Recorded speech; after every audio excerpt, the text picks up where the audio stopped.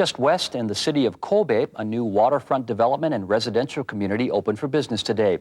Kobe is one area that has had remarkable success at urban development and renewal at a time when many other cities have been scaling back.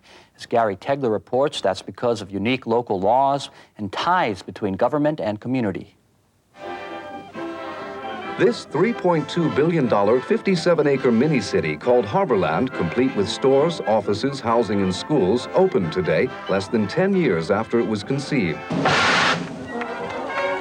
The speed with which Kobe has been able to move, and a track record of nearly a dozen successfully completed developments in the 80s, has other cities looking to it for answers. Those answers may be found in a combination of close cooperation with the private sector and some favorable city ordinances. Kobe city law allows it to assume ownership of 40% of an area targeted for redevelopment. Most of Harborland had been occupied by an abandoned freight yard and aging warehouses, so no one was displaced.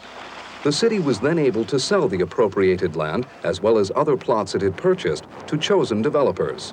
The price of the land was very reasonable. At the time we began, construction costs were stable. Because of this, we were able to lease space to tenants at lower rates, and they were able to be adventurous without having to worry about high overhead. With the money gained from the sale of the land, the city laid down roads and upgraded facilities. Kobe has a system for setting up its own public corporations.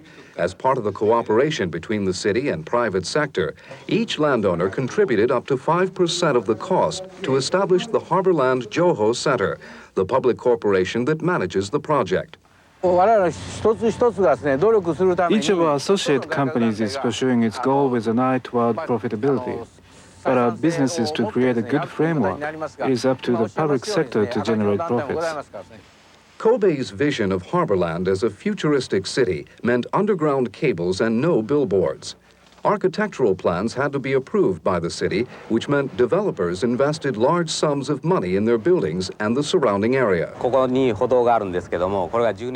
12-meter-wide pedestrian walkways, gas lights, and granite paving. Usually, towns don't have these high-grade materials. These are just a few examples, but they are some of the unique features in Harborland.